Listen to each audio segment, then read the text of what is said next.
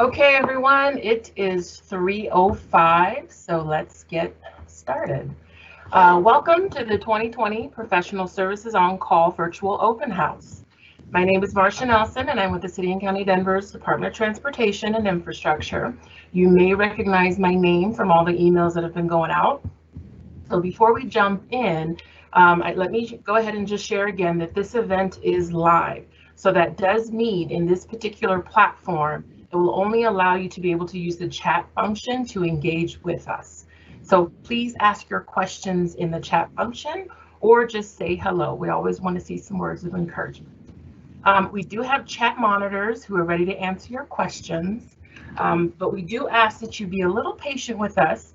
We have actually received 565 registrations for this event. I'm not really sure how many have been are on right now, but 565 have signed up to be here today.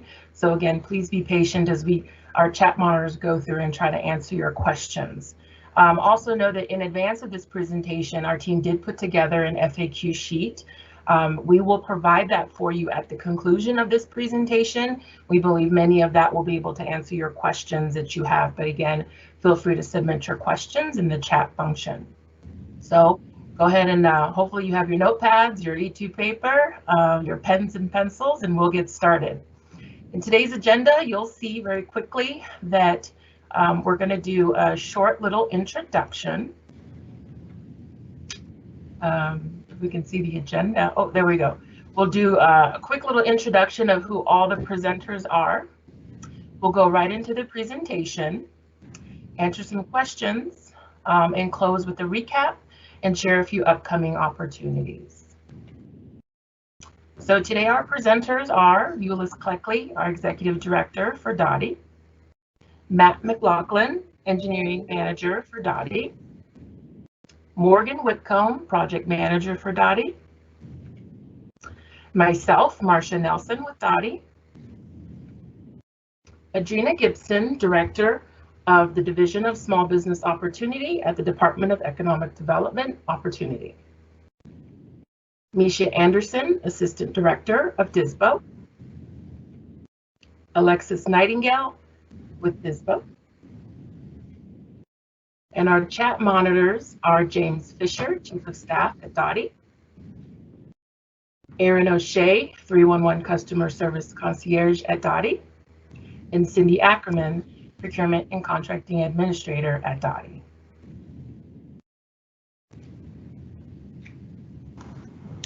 So thank you, Marcia. As Marcia mentioned, I'm Euless Cleckley, Executive Director of the newly minted Denver Department of Transportation and Infrastructure. And I truly appreciate everyone who has taken time out to learn about our new process around on-call contracts dealing with professional services. And so it's very exciting to go into this new process at the same time with this new department that has been created for the city, county, and Denver. Those of you who have been around for a while are probably familiar with the old department that we were operating up under. The name of that department was Denver Public Works. And as of January 1st, 2020, due to the fact that the voters approved a ballot amendment to actually change the city charter and set a new city department that's focused on transportation and mobility. As of January 1st, we are now the Denver Department of Transportation and Infrastructure. So thank you to all of you who reside in the city, county of Denver and voted yes for that measure. It passed with 74% of the vote. And we are proud of the 2-year efforts that all of our staff have been engaged in to re-envision our department and really reorganize ourselves and set ourselves up structurally to accelerate projects and be more efficient with how we deliver our programs, projects, and services so we can make Denver the #1 and best and world-class city in the world. So next. So our mission statement, and this is something that we have the past couple of years, one, have established and two, have modified. And I'll just read this verbatim, but with a specific focus on one key word. So our Department of Transportation and Infrastructure, through our employees, enhance the quality of life in Denver by efficiently delivering effective, high quality, safe, and equitable public infrastructure and services. The key word in this mission statement is equitable. And simply put, our focus is to ensure that the areas, the assets, and the people that need the most help receive the most attention. And for our work, it's about ensuring that our resources are directed and targeted to those three components: people, areas, and assets that need the most help receive the most attention from a resource standpoint. Our vision as a department is to be the ideal public works, ideal Department of Transportation and Infrastructure in the country. And in order to do so, we need to make sure everything that we do is from an equity lens. So the now newly minted Department of Transportation and Infrastructure, which we affectionately called DOTI, we are split up in three different administrations: our Project Delivery Administration, which has our planning, design, build, and deliver functions that really is responsible for delivering a lot of our capital infrastructure projects and the like, from planning all the way to implementation. We have Operations Administration that manages and regulates and operates all of the city's assets within the right-of-way. And then because our department is focused on our utilities outfit, which primarily for us, it's the underground utilities with respect to our sewer and sanitary systems. We are still responsible for that maintenance and construction of those types of facilities, as well as providing services from a utility standpoint, which are focused on our solid waste group. So that's recycling, composting, and waste collection.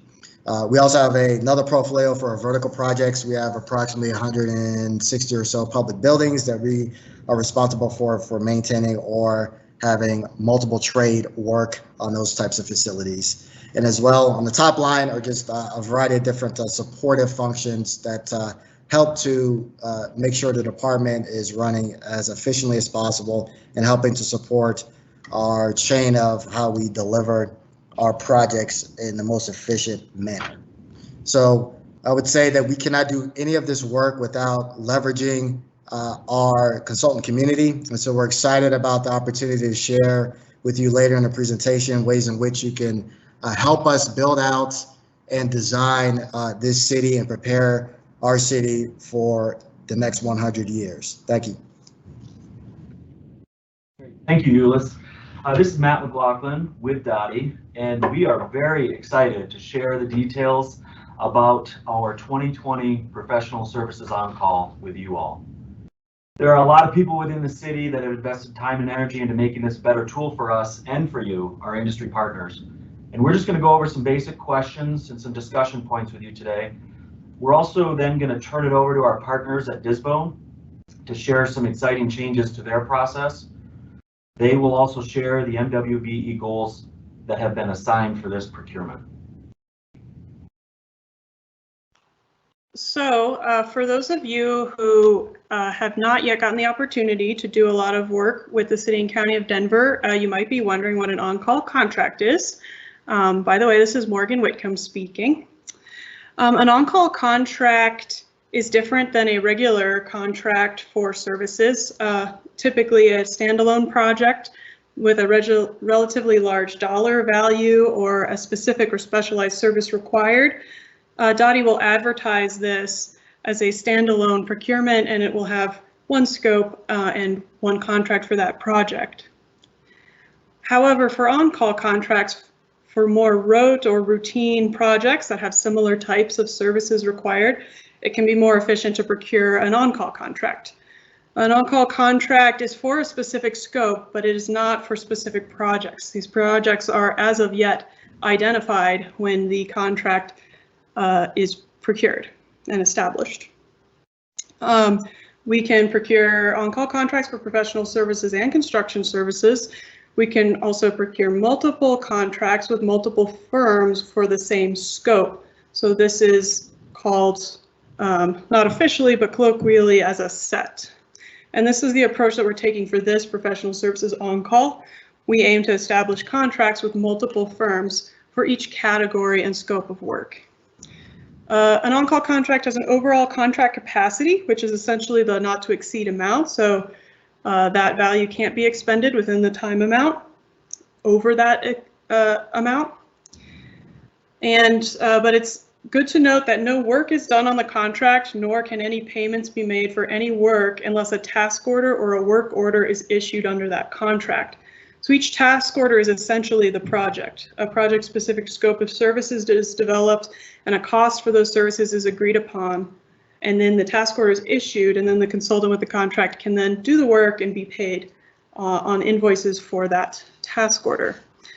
We do on-call contracts because the time it takes to establish a task order under one is much shorter than it takes to establish a brand new contract every time.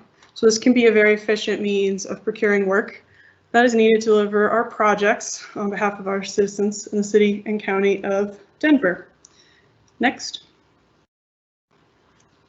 So what's changed? We're going to talk briefly about what was included in our previous on-calls that some of you may be familiar with.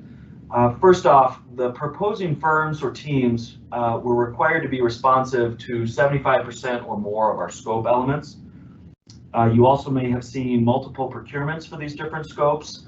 Some of you may be familiar with the wastewater professional services, the general engineering, or also known as the transportation on-call. We also would have one MWBE goal for the entire contract. And finally, the contract dollar amount would be the same for all of those executed contracts. So looking forward to our 2020 professional services on-call, the first big change is that we are moving towards scopes being separated into categories.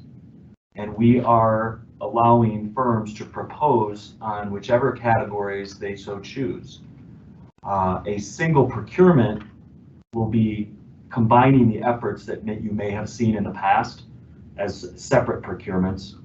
You'll also hear in a little bit about the separate MWBE goals for each category. And then finally, the contract amount will vary based on the categories that you're selected for. We'll talk a little bit about how that is assembled and the contract structure here in a moment. So why the change? Well, first off, in conjunction with several city agencies, the mayor has established a citywide master utilization plan for small, minority, and women-owned businesses. In addition to those efforts, the mayor has issued a directive to work towards meeting aspirational MWBE goals, which for professional services is 33%. We believe that this category concept will allow for better potential to meet those goals. We're also excited about adding specific services and disciplines to our available contracts, and we think this will give more opportunities to contract directly with smaller, more specialized MWBE firms. Collectively, we think this is going to be a more efficient process, both from the procurement standpoint and from the management standpoint. And that applies to not only the city, but we believe this applies also to our industry partners. One thing that we want to recognize is that this is not necessarily a new concept. It is new to Denver. It is a big change for Denver. But many of you probably have NPS or on-call contracts of similar structures with other agencies throughout the country and throughout the region. So this, while it is a big shift for Denver, we are hopeful that this idea is something that the consulting community will embrace and be reasonably familiar with. So what's the basic contract structure? Well, first, firms will be selected on a category by category basis, and each category will have a different capacity. So that will lead to contract terms of a 3-year time frame, and that dollar amount will be the total contract value for those selected categories. We will show you a little bit more about the individual scopes here in a moment that will be included in the RFQ. We'll talk through those for each of our categories. But we are also wanting everyone to be aware that when we execute these contracts, those scopes will be attached as exhibits to our base contract. It's important to note that the work will be limited to the categories that you're selected for. This may be different from some other contracts, some other NPS contracts or on-call contracts that you have, but we intend to specifically identify the firms that we're selecting for each category, and then those firms will execute the work in that category. And finally, the goals will be tracked for each category based on the assigned scope of work. We're going to talk a little bit more about the primary category in a little bit here, but just know that those goals will be tracked at a category level. So what is the procurement timeline? 4/28 is today. We anticipate advertising in early May, which is right around the corner, with proposals due early to mid-July. The exact date will be in the RFQ, and we hope to have contracts executed and be able to start doing task orders under them by December. And please note that do not anticipate the city doing interviews for this procurement. Okay, if you're here, you signed up through the invite process, and you have seen that we included our category list on that invitation. And so I'm not going to run through each of those by name here because we're going to cover them in more detail in a second. We just want to acknowledge these 13 categories are what we've settled on for our primary categories and our scope elements. And this has not changed from the time the invitation was sent out.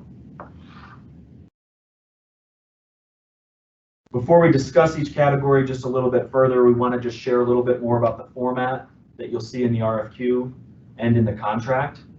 What's shown on the right is sort of a stripped down version of one of these exhibits that will be attached to the contract that I mentioned earlier.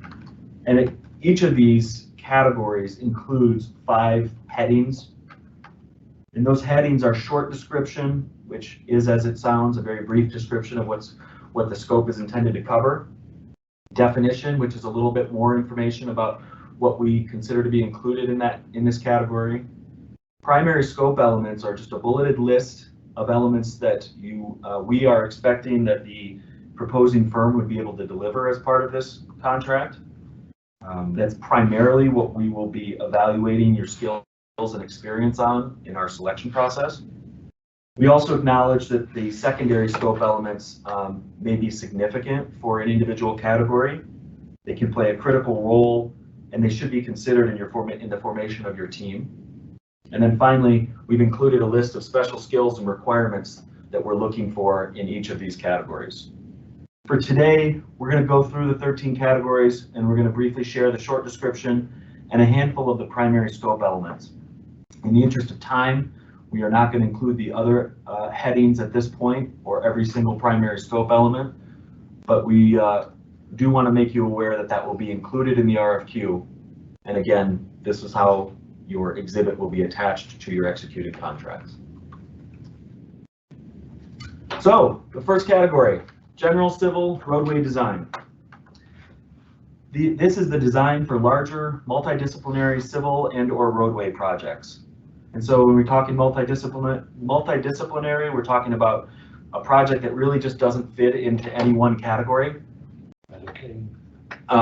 We also have roadway improvements, more complex sidewalk projects, and median projects included in this.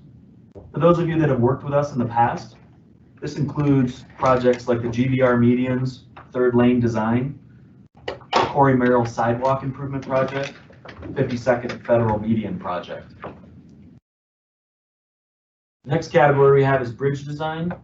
And so this is the design and analysis for bridge, culvert, and retaining wall structures. This could be the structural design and plan development for those structures. And this applies to both replacements, new structures, as well as rehabilitations. In some cases, plan development is not necessary, but we are looking for support for structural analysis. So that's another primary scope element. And on occasion, our in-house bridge program staff needs resource support for third-party reviews or consultation. So we've included that as one of our primary scope elements as well. Some of the recent examples of projects that we've had that we've classified in this category would be something like the 48th Avenue Viaduct rehabilitation, Spear Boulevard Bridge rehab projects, And then even larger projects like the 14th Avenue over Cherry Creek replacement may be considered in a category such as this. So differentiating from bridge design, we have bridge inspection. And many of you know that CDOT has an off-system inspection program that does include several of our bridge structures, but that still leaves us with about 350 bridges that are not covered and require regular inspections. Some of those structures can be pretty straightforward, located maybe in a park or a small pedestrian structure somewhere, or maybe a very small vehicular bridge. But some of them can be pretty complex, pretty high profile structures as well. So in that case, we're talking about something like the Highlands Pedestrian Bridge or the Colorado Center Pedestrian Bridge. We're required to inspect those as well. And so we are looking to use this category to complete those detailed inspections of that wide variety of structure types.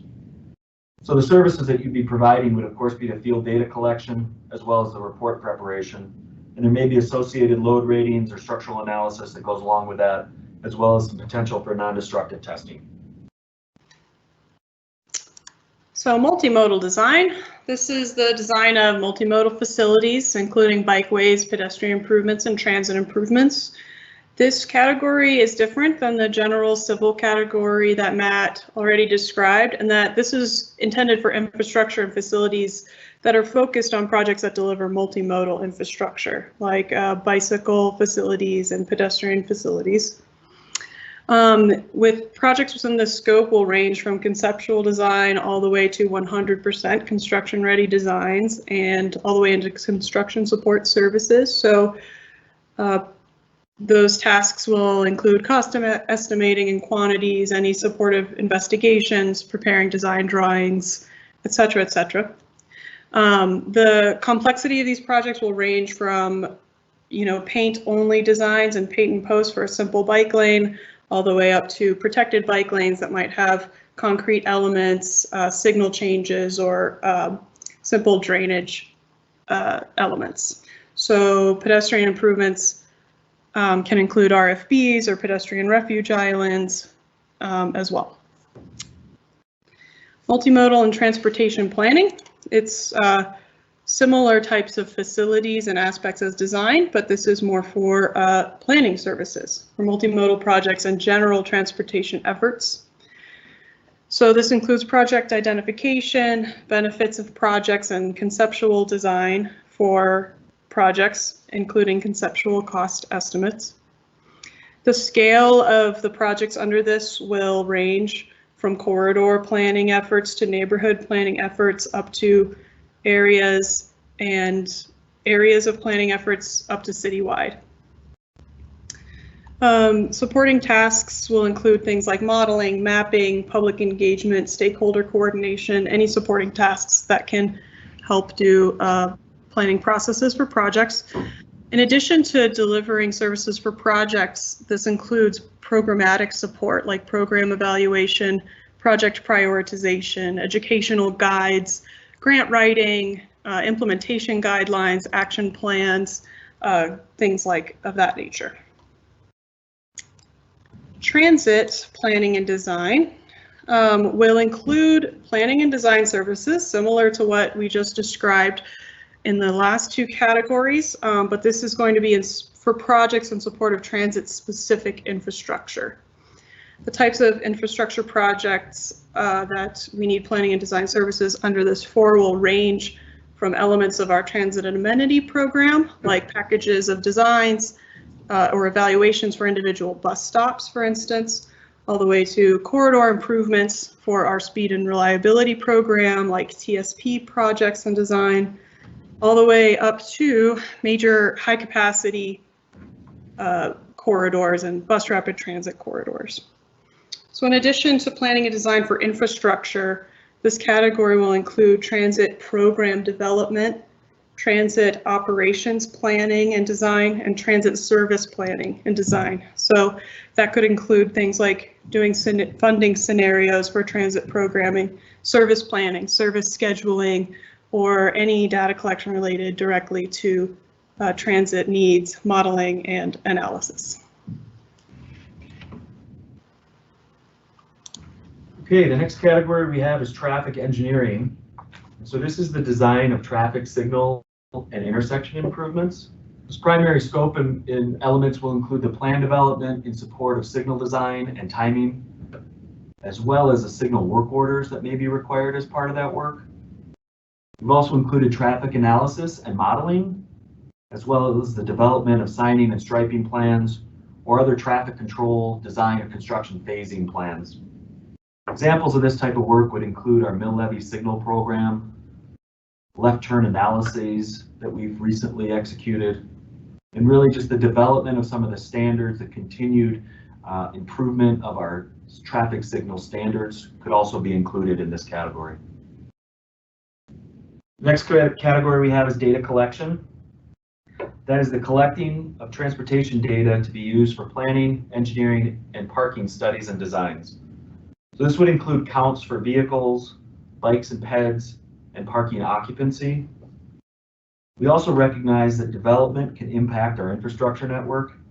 So data collection is often needed to make sure that we understand what those impacts are or will be. So this scope would be used to support those efforts as well. The data collection can also be used in support of our traffic signal timing plans and our traffic signal and our warrant studies. It's important to note here that the data will need to be delivered in CCD approved formats for use in our growing asset management systems. Next category we have is utility engineering. So this is the coordination, design, and subsurface utility engineering for utilities. So first and foremost, that includes the documentation of existing utility conditions in support of a project. We also included conducting meetings with our utility providers, as well as the new information required in support of the SUE legislation that went into effect last year. So that could include subsurface geophysical techniques and all of the other documentation and exploratory methods that are required in support of that legislation. And finally, we also recognize that utility specifications and utility notification letters can be key elements to keeping a project moving forward and to advancing towards construction. So we've included that as well. All right, green infrastructure and landscape architecture. This is planning and design of green infrastructure and landscape architecture projects. This includes analysis of watersheds and the evaluation and selection of green infrastructure projects and impacts. The planning and design efforts range from site scale to large scale infrastructure and water quality facilities, and also includes projects for related services such as streetscape design, green infrastructure, master planning, implementation planning, and design guidance. Next.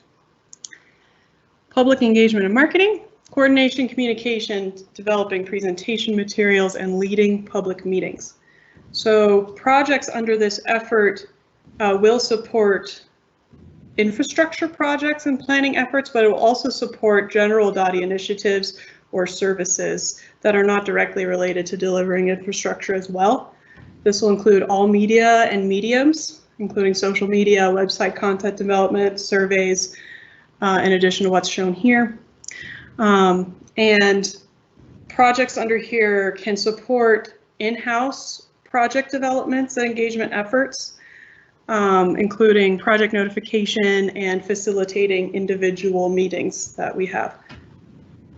Next, wastewater planning and design. This category most closely matches with the set of on-call contracts that we currently use for wastewater design, which you may be familiar with. So the scopes for projects in this set will be very similar to what we already procure. This will include project planning and prioritization and master planning and conceptual design all the way to 100% design, including all the necessary scope elements to deliver construction-ready designs. I won't go into the details of that, but it's for any storm and sanitary projects, water quality projects, and hydraulic and hydrologic projects. Last but not least, we have program and project management. So projects under this will support ongoing project management efforts for established programs and a select number of our mega projects that are managed as programs. But this also includes any necessary services or evaluations or facilitation and workshopping, tools development for standing up programs and refining the delivery of our programs. And you would also be expected to provide staff augmentation as part of this effort to perform with staff with specialized skills that perform project management tasks, as well as to manage individual projects. And that's the end of our 13 categories. Okay, great. So that's what we're looking for. The next part of our conversation here today is to talk about how we're asking for that information from you. So as we talk about our proposal submittal requirements, the first thing to be aware of is that we are moving to an entirely electronic submittal for this on-call. So we are asking that you submit your proposals as 4 separate packages. There'll be details in the RFQ about all of this information, and it'll be more specific and laid out there, but we wanted to give you an idea of what we're asking for here. Package 1, we're calling the general proposal requirements. And those are things that you're familiar with, like the cover letters and comments on standard agreements and things of that nature.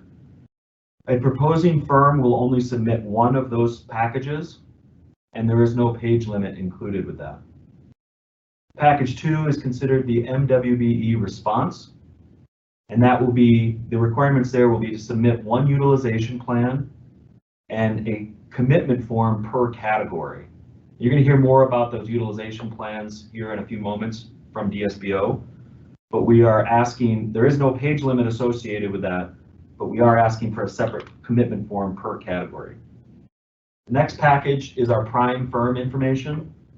We are asking for you to submit 1 of those for each prime firm at only one time, no matter how many categories you're submitting on. That will be a 3-page limit for your prime firm information. And then package 4 is a category specific information submittal, and that will be 1 package per category. We are limiting that to 5 pages. So just however many categories you elect to submit on, you will have that many number or that many package 4s. Please note that rates will need to be included for package 3 and package 4, but they will not count against those page limits. And again, much more information will be included in the RFQ, but we wanted to give you an opportunity to start thinking about the composition of your proposals. Our selection process. So first and foremost, the selections will be made at a category level. The selection criteria is common amongst the categories, and that will be shared in the RFQ. You'll get a chance to review that as you assemble your proposals. Also, there's a different selection committee for each category. The members of those selection committees are also going to be shared in the RFQ. And it's important to note that the selection committees will meet independently, and the decisions will not be shared until all selections are made. So you probably have a lot of questions, and they're incoming, and we wanted to just do a couple Q&As here, and we will continue to try to answer questions during this meeting, and any that we don't get to, we will follow up with an FAQ to you all after the meeting. But here's some questions. You might be wondering, can I prime in one category and sub for another? Could I prime and sub within the same category on different proposals, submittals? Yes, you can. There's no limit to that. Is there a limit to the number of categories you can be selected for? No, you could theoretically be selected for all 13 if that's the breadth of your firm's qualifications. Is the selection all or nothing? No, you can be selected for one or some categories and not for others, and your selection on one does not impact your selection on the others. How many firms will you select, and how will you determine the contract capacity? So we don't have a predetermined number of firms that we will definitely select for each category. This will depend, the number that we select will depend on the number of proposals and the quality of those proposals for that category.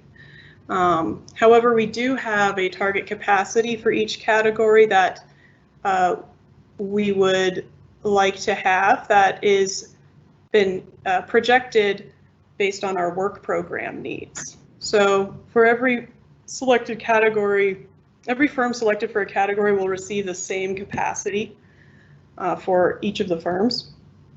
So if a firm is selected for multiple categories, their overall contract value will be the sum of the capacities for all the categories that they are selected for. Will the city be managing a single project through use of multiple categories? So you might have noticed that, say, public engagement or data collection services are often needed in other types of projects. Public engagement's common scope element in a planning project. Data collection is commonly needed for, say, signal designs or other traffic analyses. But we do not plan on splitting up our work into multiple task orders for multiple categories and being general contractors. We're going to follow our current best practices for how we package and scope our work.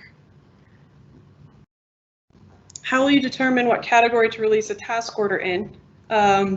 So in the similar example that I just gave, we will be using its predominant scope. So if it is a planning project of which 90% of the scope is planning and 10% is public engagement, that will be issued to firms who were selected for the planning category. If the scope of this is 60% public engagement services with some technical services needed, that will be issued under the public engagement category. So it's kind of based on its predominant scope. And now I'm going to hand this over to Misha Anderson, who will do the DISBO portion of the program. Good afternoon, everyone. My name is Misha Anderson, and I am the Assistant Director for the Division of Small Business Opportunity. I want to thank you all, as Marcia did, for joining us, and we can go ahead and get started with our portion.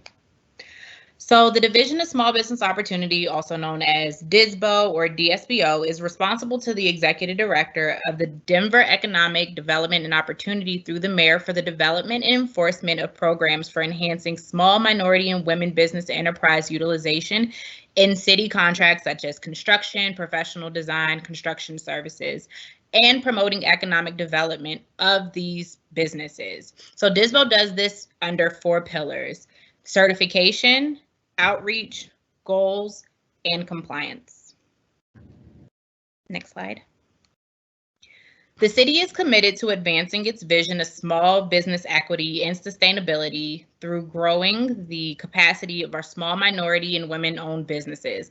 Aligning with DISBO's mission to strengthen the city's small minority and women-owned business community, this contract small business engagement initiatives are intended as a part of the city's commitment to ensure that these businesses are actively and impactfully participating through the life of the contracts, as well as providing significant opportunities among these businesses and ensuring they benefit from the contract, which you all will see later in the presentation with these aggressive yet attainable goals that we've set for each category. Article 3, Divisions 1 and 3 of Chapter 28 of the Denver Revised Municipal Code, DRMC, also referred to as the MWBE ordinance, applies to these contracts and will be incorporated into any agreement entered into as part of the selection process. The MWBE ordinance, as some of you all have known, just went through a reauthorization. And so this is available for you to use and review, and we encourage you all to contact DISBO with any questions you may have in regards to the ordinance, compliance, and any other matters as it relates to MWBE participation. We will go later on in the presentation about some of the major changes that have happened within the ordinance reauthorization that will impact you all as primes and also as subcontractors. And also at the end, DISBO's contact and other resources will be available. I will now hand it off to Alexis Nightingale, the DISBO compliance officer, who will be monitoring and providing compliance oversight over these contracts to discuss the DISBO elements and requirements specific to these professional services on-call contracts. Hello, everyone. So as Misha said, my name is Alexis Nightingale, and I will be the MWBE Compliance Officer responsible for this contract. And so this list here shows the breakdown of the MWBE participation goals that have been set for each of the 13 categories. These project goals must be met with MWBE certified with the City and County of Denver. And in the interest of time, I'm not going to read them all out, but as you can see, and has been mentioned before, that we've set some pretty aggressive goals for these categories. And our hope in doing so is that, with a breakdown of this contract into categories and by setting such aggressive goals, we hope that these efforts will support growth within Denver's transportation and infrastructure industries as a whole, but also providing opportunities to develop new primes and to contract more directly with smaller, disadvantaged and MWBE firms that provide these specific services and expertise. And so for this RFQ, an MWBE utilization plan is a requirement and it will be scored.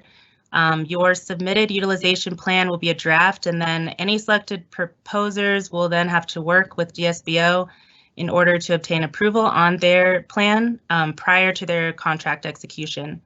And it's important to note, and Matt mentioned it earlier, so I'll just say it again, though, that only one utilization plan is required to be submitted, regardless of the number of categories you're proposing on.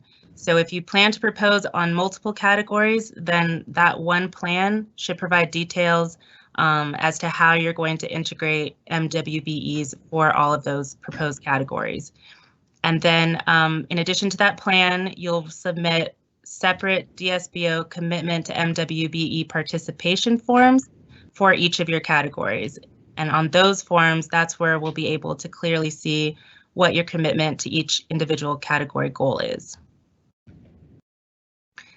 So here we've outlined a few of the elements that we're looking to be included in your proposed utilization plan. Again, further details and the full list of criteria, they're going to be in the RFQ, but we want to just highlight some examples here for you. So one, we're looking for you to describe how your approach to ensuring non-discrimination and how your firm will promote a level playing field. Also describe your subcontracting process and how your procurement efforts will incorporate the MWBE program. Describe your firm's involvement with supportive services for MWBEs for things such as bonding, outreach, mentor-protege programs that you may plan to use on this contract. And then your plan to ensure compliance with our new contractor prompt payment will be essential. And finally, we will want to see a list of any MWBEs that you've already identified that will work on this contract for each of your proposed categories. And then as far as networking and outreach, this will be evaluated as part of your your utilization plan. We're going to be looking at the level of your efforts to engage MWBEs and how you plan to integrate them in a meaningful and thoughtful manner as part of your team. And documenting these efforts now is important so those details can really be brought forth in your plan. In a few minutes, there will be a link provided on another slide where you can go to locate certified firms to connect with them. And I understand, now we're facing a unique environment where we can't have face-to-face interactions and networking. So my suggestion would be to really look at that plan holders list and registration list, as those will be especially helpful in identifying, primes and MWBEs to connect with to form your teams. So please reach out now, reach out early, reach out often to make those connections. And then with that, I'll hand it back over to Misha. She's going to talk about some notable changes due to the new ordinance. So as I mentioned before, the ordinance has recently gone through a reauthorization, and so there have been many changes to it. However, I wanted to highlight the specific ones that will impact you all regardless of whether you're prime or a sub. So the first one is contractor prompt pay. And so this is for contracts $1 million and above in which the MWBE is paid 35 days from the date their invoice is submitted and accepted for completion by the prime. So should the prime not accept the work of the MWBE, then they have 5 days to provide written notification stating the reasoning, and the MWBE will then have the burden of proof to resolve this matter. The next is the termination, substitution, and reduction in scope. So there used to be a termination for convenience. No longer is that in place, and now you must have one of the 10 good causes for your intent to remove, terminate, substitute, or reduce the scope of an MWBE. The prime contractor should provide this justification for their good cause to not only the MWBE and allow them to respond, but also to DSBO and the PM. So I know that some of you all may not have heard of these changes, and I definitely encourage you all to reach out to myself or Alexis or anyone from the DSBO team to learn more about what these changes are in the ordinance and how they directly affect you and how you do business, not only with prime contractors or subcontractors, but also with the city. So if we go to the next slide, you'll see our contact information and also the link for more information about DSBO and also how to find certified firms for those that are interested in partnering with MWBEs. Okay, great. Thank you very much. We have a few things before we close this presentation. We've got a little bit of time, and I'm going to ask our chat monitors to see if they have a couple of questions that we can address in the time that we have remaining. So I'm going to start with Cindy. Are there any questions that have come through that we can address here today? Yes, I think, I just want to make sure. Yes, I'm unmuted. Yeah, I got a couple good questions coming through. One, and we had this one a lot. Will we be able to listen to this back again later? So will this be recorded somewhere? It is being recorded, and we will distribute this after the fact. I just need to figure out how exactly to do that, but we are committed, since it's being recorded, to be figuring that out and sharing that with the community, and it will ultimately be likely Marcia that makes that available to the attendees. And then how can some of these MWBE firms that are on this presentation, how can they connect with primes? And I answered that one with there should be additional outreach events after this RFQ is advertised. Hey Cindy, yes, this is Misha. Marcia will speak to that in a moment, and maybe Misha can give us a brief. Yes, so as Alexis had mentioned, with these unique times, there isn't many face-to-face outreach events happening, but we definitely encourage, at least once it's available, getting a hold of the plan holders list, and definitely, staying in contact with DOTI to see what outreach events they're hosting. We're just asking you all to kind of be flexible, but also creative and innovative in the way that you're trying to connect with primes and also certified firms. And this is Marcia. I will make available also the list of registered attendees. Just understand too, there's no guarantee that those individuals were on this call, but I can provide the list of all the registered attendees, that 565 people for you. Great. Aaron, are there any questions that you'd like to share? Yeah, we had a lot of great questions. Let me see if I can find one that came up quite a bit. There was a lot of inquiries about green infrastructure, about if there will be a green infrastructure component of each project. And I actually wasn't completely sure how to answer that, so I'll send it back to the group here. Yeah, I would say that we've identified, with our desire to improve and increase our design and construction of green infrastructure improvements, we've identified this as a separate standalone category.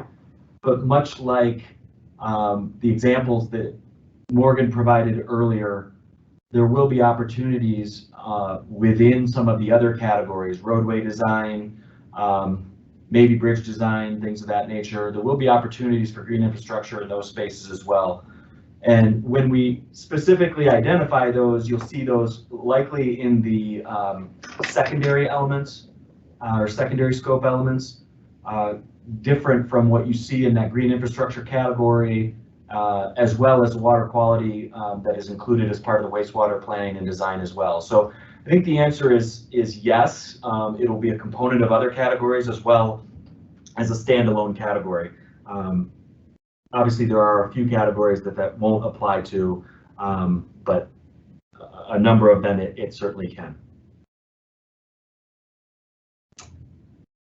And then there was another kind of technical question here.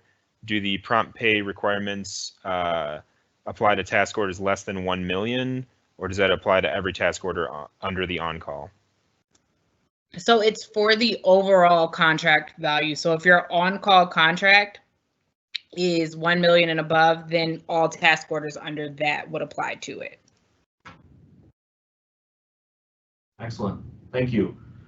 James, how about you? Do you have any questions that you can share? Yeah, thanks, Matt. We received some inquiries from our colleagues from the architecture community wanting to know whether there will be architecture on-calls coming out.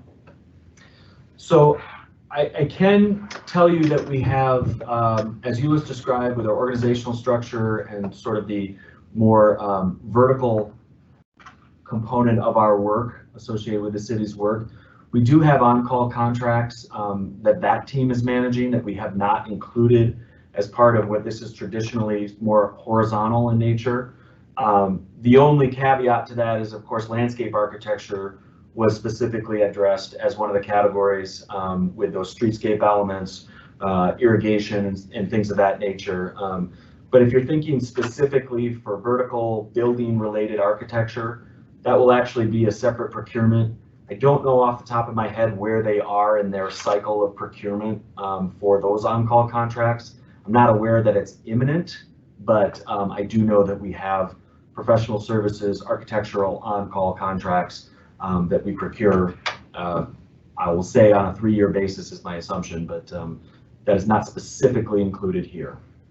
Right. Thank you, Matt.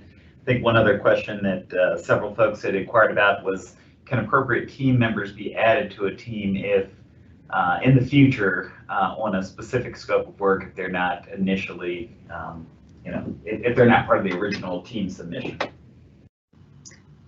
Yes, that can happen. If you find during the life of the contract that you need a specific firm or a scope of work that you didn't originally plan on, you can add subs within the contract. Excellent. Thank you. In the interest of time, I'm going to move forward here and just provide a very brief recap. Some key points. Again, firms may propose on one or many categories.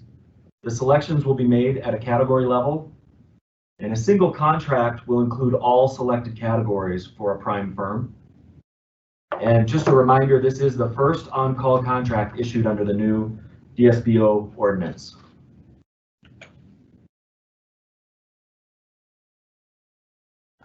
So that is my cue. So Matt, yeah, thank you very much. Thank you to everyone who presented today. We hope that all of you got really great information based on some of the comments I saw in the chat function.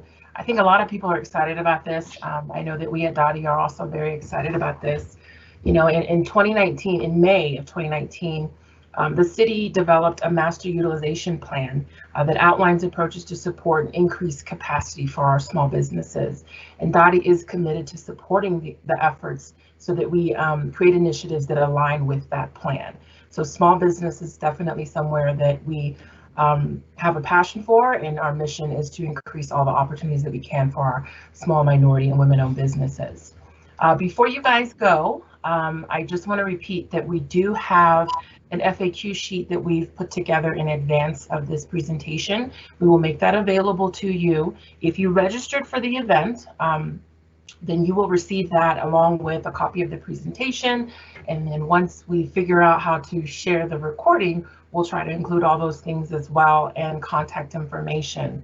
If you're on this call and you did not register, I ask that you send a quick email either to myself, marcia.nelson@denvergov.org, or you can send it to DOTI Outreach Events at denvergov.org. We'll be happy to include you on our email blast list for any information of events that we do around Denver. This sheet right here talks, I'm sorry, could you go back there? This sheet here talks about opportunities that DOTI has. You know, if you want to know about opportunities at DOTI, you really should make sure to make a favorite for the workfordenver.com page. This is a small handout that we've created that sort of helps it simplify it for you. We will include that in your follow-up email. So please always check workfordenver.com. We've got quite a few advertisements on there right now that some people may be interested in, including this particular procurement. We have a number of networking opportunities where we want to allow businesses the opportunity to not just understand how to do business with DOTI, but for instance, like this procurement, you know, it's about being creative. How can our large and small businesses begin to network with each other? So we have now, it started in April, Bagels in Business. It's DOTI's monthly outreach event. We hold it on the first Friday of every month.